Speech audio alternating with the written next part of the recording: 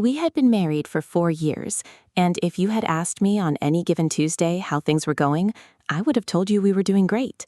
Mark and I had that comfortable, predictable kind of love that you build when you're both hustling in your late 20s, trying to make something of yourselves in a city that doesn't care if you sink or swim. We had a nice 2-bedroom apartment in a quiet, tree-lined neighborhood just outside of Boston, a golden retriever named Tucker, and a shared Google Calendar that kept our chaotic lives from completely collapsing. Mark was an architect, brilliant but perpetually stressed, always buried under blueprints and client demands. I worked in corporate marketing, which meant my days were filled with endless Zoom calls and spreadsheet metrics. We were happy. Or at least I thought we were. Looking back, I realize how easy it is to mistake routine for stability, and how a single look from a stranger can make you realize your whole life is built on quicksand. It started with a Friday night happy hour. Mark had been talking about this new guy at his firm, Ethan, for weeks. Ethan had just moved to the East Coast from Chicago after a messy breakup and a sudden department transfer. According to Mark, the guy was a design prodigy, but he was struggling to adjust to the frantic pace of the Boston office. Mark, being the chronically nice guy that he is, decided we should invite him out with a few other colleagues to welcome him properly. I almost didn't go. I was exhausted from a brutal work week, and the couch was calling my name. But Mark begged me, saying he didn't want to be the only one dragging a spouse along. So I put on a pair of dark jeans, a casual black sweater, and went. We met at a dimly lit, upscale tavern downtown. When Mark introduced us, Ethan stood up, extending a hand with a polite, easy smile. He was tall, with dark, slightly disheveled hair and a sharp jawline. But it was his eyes that caught me off guard. They were a piercing, intense hazel, and when he looked at me, he didn't just glance and look away like most people do during a casual introduction. He held my gaze for a fraction of a second too long. It wasn't aggressive or creepy. It was just incredibly deliberate, like he was instantly trying to figure out exactly who I was. I remember my hand felt suddenly warm in his, and a strange, uninvited spark of nervousness zipped through my chest. I brushed it off immediately, chalking it up to the cold weather and too much caffeine. As the night wore on, the group chatted about office politics, upcoming projects, and the ridiculous housing market. I mostly listened, sipping my wine and watching Mark laugh with his boss. But every time I looked up, Ethan was already looking at me. Not in a subtle, sneaky way, but with a quiet, intense focus. Whenever I made a joke, he was the first to laugh. When the conversation turned to local hiking spots, he leaned across the table, asking for my specific recommendations, his eyes locked onto mine. There was a moment when Mark went to the restroom, and Ethan shifted his chair just an inch closer.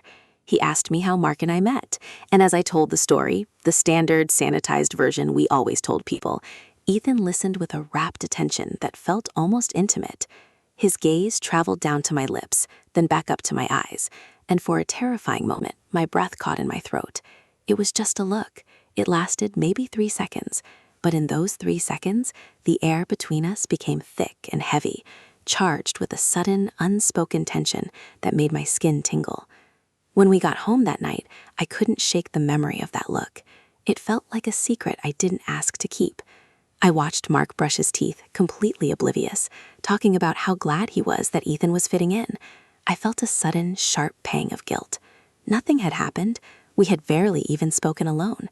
Yet I felt like I had crossed some invisible boundary just by noticing how Ethan looked at me, and worse, by how much it had thrilled me. Over the next month, Ethan became a regular fixture in our lives. Mark was determined to help him build a social circle, which meant Ethan was constantly over at our apartment. He came over for Sunday football games, joined us for takeout on Thursday nights, and even helped Mark build a new bookshelf in our living room. The more time he spent around us, the more that initial unspoken tension grew into a quiet, living thing that breathed between us whenever Mark wasn't looking. It was in the way Ethan would hand me a wine glass, his fingers brushing against mine just long enough for the heat to transfer. It was in the way he would catch my eye from across the room when Mark was in the middle of a long-winded story, offering me a small, knowing smirk that felt like a private language only we spoke. I tried to fight it. I told myself I was being ridiculous, that I was projecting some weird, bored fantasy onto an innocent guy who was just lonely in a new city. I tried to focus more on Mark, initiating date nights and trying to recapture that old effortless romance we used to have. But Mark was always tired, his mind always half occupied by his drawings and deadlines. When we watched a movie, he would fall asleep within 20 minutes, leaving me staring at the screen in the dark, my mind inevitably wandering back to Ethan. The real shift happened on a rainy Tuesday in mid-November. Mark was in New York for a 2-day conference, leaving me alone in the apartment. Around 7 in the evening, the doorbell rang. I wasn't expecting anyone, so I walked over and opened it, surprised to find Ethan standing on the welcome mat, soaked from the pouring rain, holding a thick leather portfolio under his arm. He looked exhausted, his hair damp and curling against his forehead. He explained that he had left a crucial set of site plans at our place over the weekend when he and Mark were working, and he desperately needed them for a presentation first thing in the morning. I stepped aside, inviting him in out of the storm. He apologized profusely for dropping by unannounced, wiping his boots on the rug. I told him it was fine and went to look for the portfolio in Mark's home office. When I returned to the living room, Ethan was standing by the window, watching the rain lash against the glass.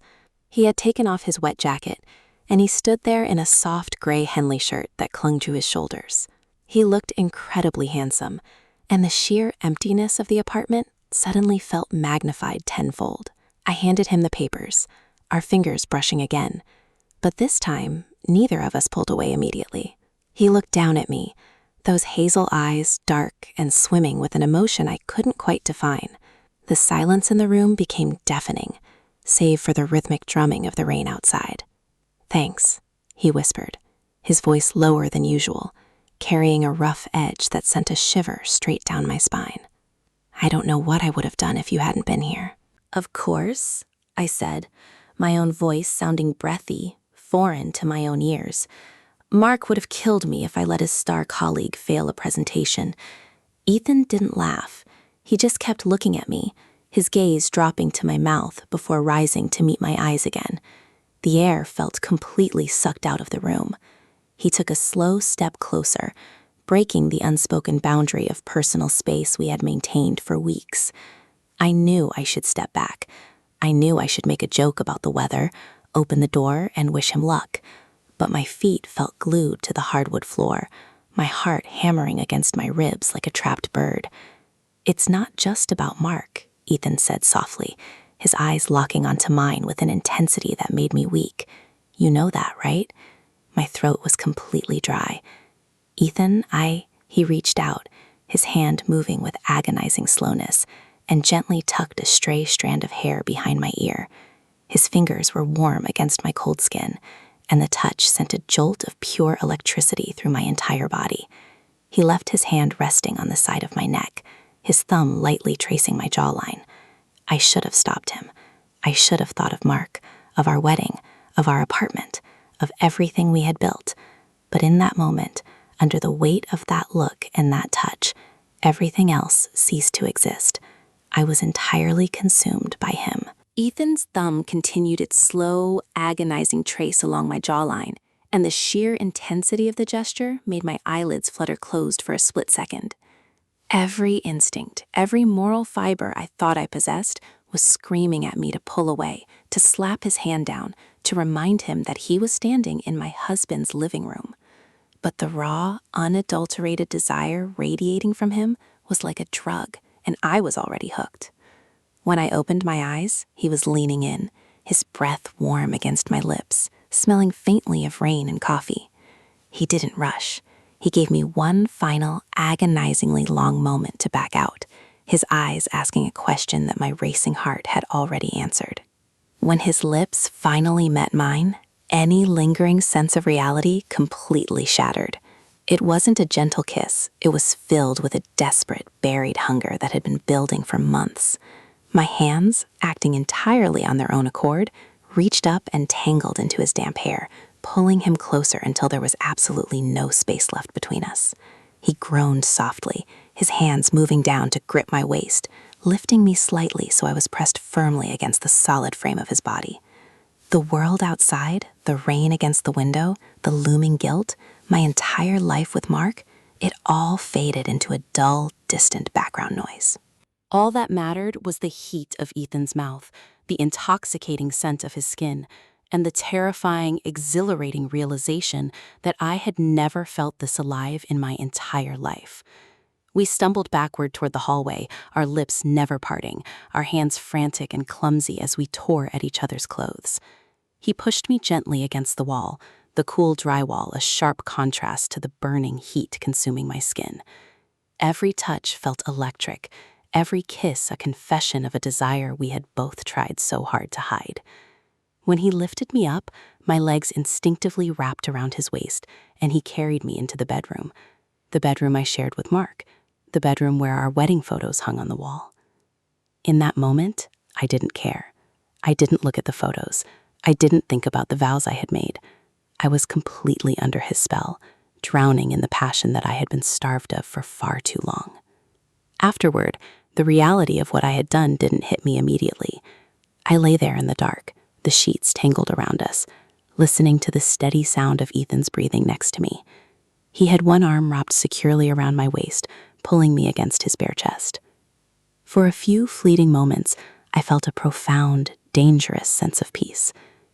But then my eyes adjusted to the shadows, and the silver frame of my wedding portrait on the nightstand caught the faint light from the street lamp outside. Mark's smiling face stared back at me through the gloom, and a wave of nausea so violent and sudden washed over me that I had to physically sit up, pushing Ethan's arm away. "Hey," Ethan whispered, his voice thick with sleep, his hand reaching out to touch my bare back. "What's wrong?" "You need to leave," I said, my voice shaking so badly I could barely form the words. The haze of lust had evaporated, leaving behind a cold, suffocating blanket of pure terror. "Ethan, get up. You have to leave right now." He sat up, the confusion evident on his face, even in the dark. "Hey, look at me. It's okay. We are okay." "No, we're not okay," I hissed, tears finally spilling over my eyelashes as I scrambled out of bed and frantically began gathering my clothes from the floor. What did we just do? Oh my God, what did I just do? Mark is going to be home tomorrow. Ethan, please just get dressed and go." He watched me for a moment, a look of profound sadness crossing his features, but he didn't argue. He got out of bed, quietly dressing in the dim light of the hallway. I stood by the front door, wrapped in a robe, my arms crossed tightly over my chest, trembling violently. When he was fully dressed, he walked up to me, extending a hand to touch my cheek, but I flinched away. "I'm not sorry," Ethan said softly, his hazel eyes locking onto mine with that same intense, unyielding focus. "I've wanted you since the second I met you, and I know you felt it too."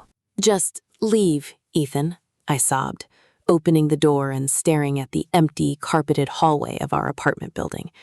"Please." He let out a long, slow breath, nodded once, and stepped out into the night. The moment the door clicked shut behind him, I collapsed onto the floor, pulling my knees to my chest, and cried until my throat was raw and my chest ached. The next 24 hours were a waking nightmare. I scrubbed the sheets 3 times, washed every dish Ethan had touched, and cleaned the entire apartment until my hands were raw from bleach, desperately trying to erase any physical evidence of his presence. But no amount of scrubbing could erase the memory of his touch from my skin, or the crushing weight of the guilt that felt like a physical iron band tightening around my ribs. When Mark came home the following evening, he was ecstatic. He bounced into the apartment, dropping his luggage by the door, and scooped me up into a big hug, kissing the top of my head. He had won the contract in New York. His firm was secure for the next 3 years, and he was looking at a massive promotion. He was beaming, his eyes bright with a joy and relief I hadn't seen in months. And as he held me, gushing about his success, I felt like the most disgusting, vile human being on the face of the earth. I had to fake a smile, swallow the lump of glass in my throat, and congratulate the man whose heart I had just utterly destroyed, without him even knowing it. "We have to celebrate," Mark said, pulling back and looking at me, his hands on my shoulders. "I already texted Ethan. He's going to meet us at that Italian place downtown in an hour." My heart stopped, the blood completely drained from my face. "Ethan? You invited Ethan?" "Yeah, of course," Mark said, completely missing my panic as he walked toward the bathroom to freshen up. "He helped me draft half the pitch before I left. I couldn't have done it without him. Plus, he's become a great friend. I stood frozen in the middle of the kitchen, the room spinning. I couldn't face him. I couldn't sit across a dinner table from the man I had betrayed my husband with, pretending like everything was normal while my husband toasted to his future. I tried to make an excuse, telling Mark I felt a migraine coming on, but he was so genuinely disappointed, so eager to share his victory with the two people he claimed mattered most to him in the city, that I couldn't find the strength to insist. I was trapped in a prison of my own making. The dinner was a masterclass in psychological torture. Ethan was already sitting at the booth when we arrived. When he stood up to shake Mark's hand, his eye shifted to me, and for a fraction of a second, that intense, burning look returned, sending a wave of sheer panic through my gut. Throughout the entire meal, I sat next to my husband, feeling like a ghost in my own body. Mark was on fire, laughing, drinking, talking animatedly about the New York project.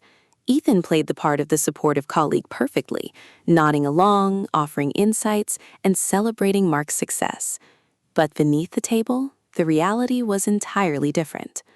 Halfway through the main course, I felt Ethan's legs subtly brush against mine. I instantly pulled away, pressing myself closer to Mark.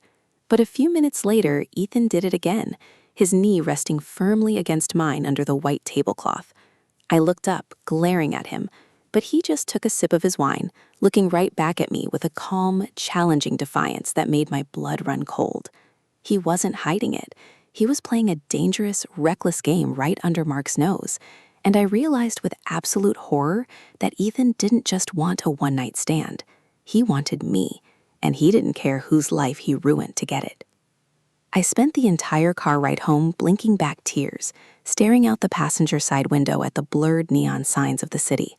Mark was still riding the high of his promotion, humming along to some indie rock song on the radio, completely oblivious to the fact that his wife was suffocating in the seat next to him. Every time he reached over to squeeze my knee, a jolt of pure electricity and sickness shot through my spine.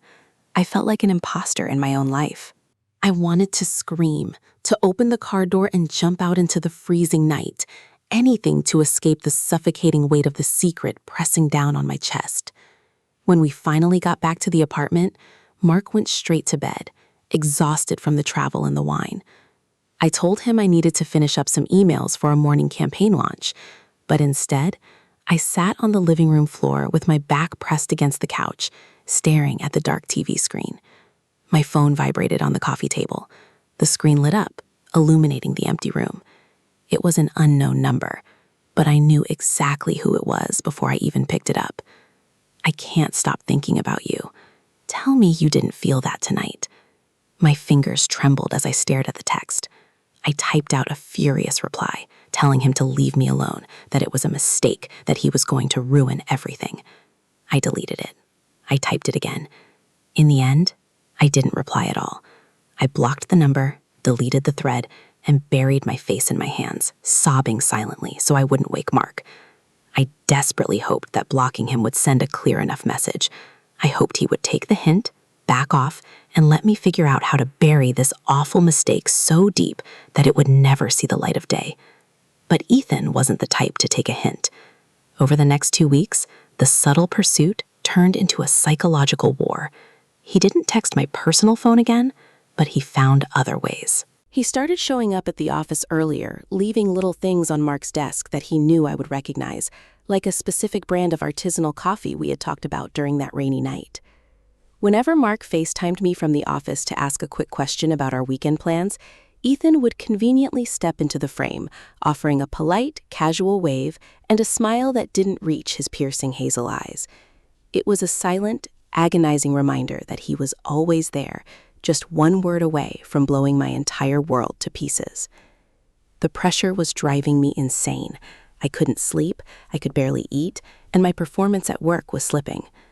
Mark noticed the change, of course. He kept asking me if I was stressed about the upcoming holiday season or if something was wrong at my firm.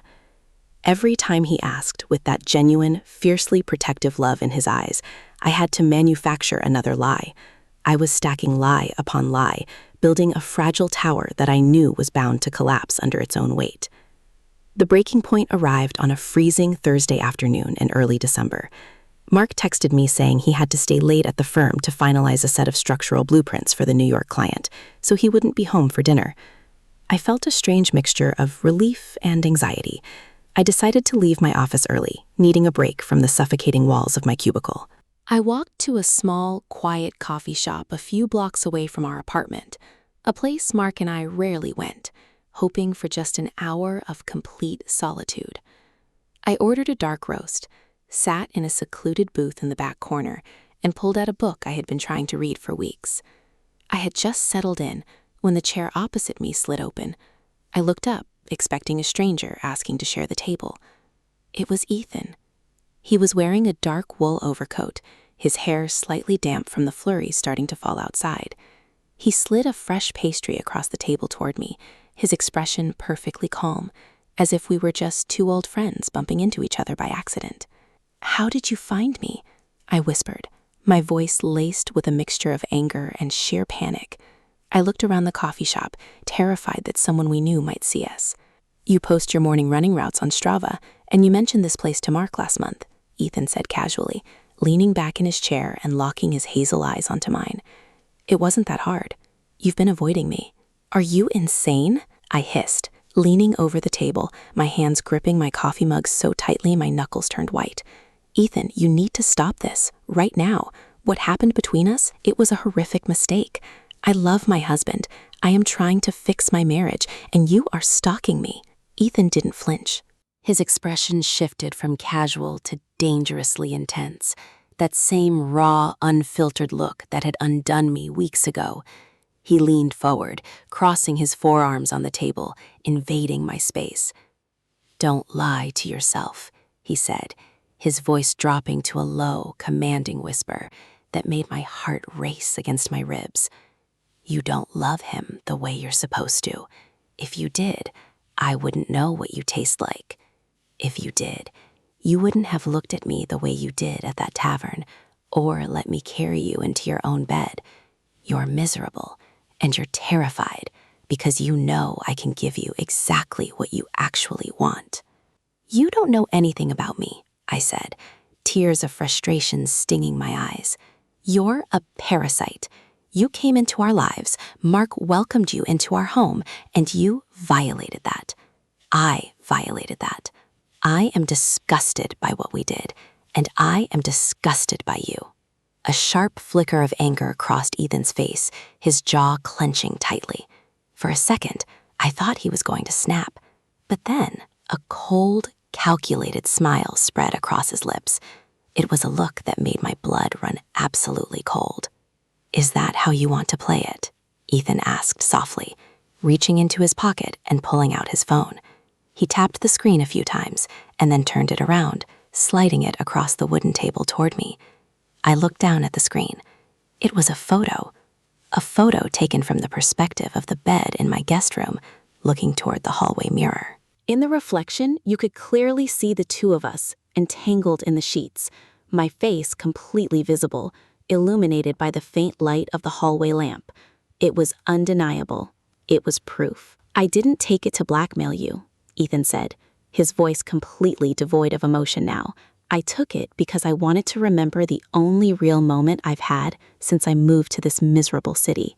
But if you think you can just erase me, if you think you can call me a parasite and go back to playing happy house with a man who doesn't even look at you anymore, you're wrong. If you don't come to my apartment tonight, I'm going to walk into Mark's office tomorrow morning and show him this, and we can see how much he loves you after that." I stared at the phone, the air completely evaporating from my lungs. The room began to spin, the background chatter of the coffee shop fading into a loud, high-pitched ringing in my ears. He had trapped me. The fragile tower of lies I had built hadn't just collapsed. Ethan had set it on fire, and I was trapped inside the burning wreckage. "You wouldn't," I choked out, looking up at him, desperately searching his face for any sign of a bluff, but there was nothing but a cold, unwavering certainty in those hazel eyes. "Try me," Ethan said, sliding the phone back into his pocket and standing up. He buttoned his coat, adjusted his scarf, and looked down at me one last time. "My address is on the napkin. I'll be waiting until 9. Don't be late." He turned and walked out of the coffee shop, leaving me completely alone in the corner booth, staring at a white paper napkin with a street address scrawled in black ink. My hands were shaking so violently I spilled my coffee, the dark liquid pooling on the table like a spreading stain. I had less than 4 hours to make a choice that would determine the rest of my life. I sat in my car for what felt like hours, the engine idling and the heater blasting, but I couldn't stop shaking. The napkin with Ethan's address sat on the passenger seat, staring back at me like a death warrant. The snow was falling heavier now, dusting the windshield and blurring the taillights of the commuters rushing home to their families. Normal people. People who hadn't ruined their lives over a single look in a dimly lit tavern. I looked at the clock on the dashboard. It was 8:15. I had 45 minutes before Ethan destroyed everything I had ever known. My mind raced through every possible scenario, each one uglier than the last. If I went to his apartment, I was handing him the keys to my life forever. He would own me. It wouldn't end tonight, or next week, or next month. He would hold that photo over my head until he drained every ounce of dignity I had left. But if I didn't go, he would walk into Mark's office tomorrow morning. I pictured Mark's face, that bright, proud smile he had when he came home from New York, shattering into a million pieces. I pictured the humiliation, the divorce, the looks from our friends and family. The sheer weight of the impending destruction was suffocating. I picked up the napkin, crumpled it in my fist, and put the car in drive. I didn't go to Ethan's apartment. I drove home. The apartment was dark when I walked in. Tucker greeted me at the door, his tail wagging lazily, completely unaware of the storm brewing outside. I walked into the kitchen, poured myself a glass of water with hands that felt completely disconnected from my body, and sat at the dining room table. I didn't turn on the lights. I just sat there in the dark, waiting for the axe to fall. Around 9:30, the front door unlocked. Mark walked in, shaking the snow off his jacket, his shoulders slumped from a long day at the drafting board. He saw me sitting at the table and paused, dropping his laptop bag on the floor. "Hey," he said, his voice soft, filled with immediate concern. "Why are you sitting in the dark? Is everything okay?" He walked over and flipped the light switch. The sudden brightness blinded me for a second, and when my eyes adjusted, I looked at him, really looked at him. This was the man who had held my hand when my father passed away. This was the man who worked 14-hour days just so we could buy a house with a yard for our dog. He was flawed, he was tired, he was sometimes distant, but he was good, and I had treated his goodness like it was disposable. "Mark," I said, my voice barely a whisper. "Sit down, please." He frowned, the casual warmth draining from his face as he took in my tear-stained cheeks and trembling hands. He pulled out the chair opposite me and sat, his eyes searching mine with a sudden, sharp anxiety. "What's going on? You're scaring me." "I need to tell you something," I choked out, the lump of glass in my throat finally shattering. "And I need you to just listen, because if I stop talking, I don't think I'll ever be able to finish." And then I told him. I didn't sugarcoat it. I didn't make excuses about being lonely or stressed, and I didn't blame Ethan. I confessed to the looks, the tension, the rainy Tuesday night in our bed, and the blackmail. I laid my soul completely bare on that kitchen table, watching in real time as the words tore through my husband's chest. Watching him process the betrayal was the most agonizing experience of my life. First came the confusion, his brow furrowing as if I were speaking a foreign language. Then came the realization, his face draining of all color, his mouth opening slightly as the image of his wife and his colleague took root in his mind. And finally, the anger. He didn't yell. He didn't throw things. He just gripped the edge of the table so tightly his knuckles turned a ghostly white, a single heavy tear escaping his eye and tracing down his cheek. "Our bed," he whispered, his voice cracking on the words. "In our house." "I'm so sorry, Mark," I sobbed, reaching out toward him, but he flinched away violently, standing up so fast his chair scraped loudly against the hardwood floor. "Don't touch me," he roared, his voice shaking with a dangerous, volatile rage. He paced across the kitchen, running both hands through his hair, his chest heaving. "Ethan? The guy I brought into this house? The guy I helped? And you did this to me? How long? How long have you been laughing at me behind my back? Never, I pleaded, the tears blinding me. It was one night, Mark. I swear to you. I blocked him. I tried to make him stop, but he tracked me down today. He has a photo. He threatened to show you tomorrow morning to ruin you.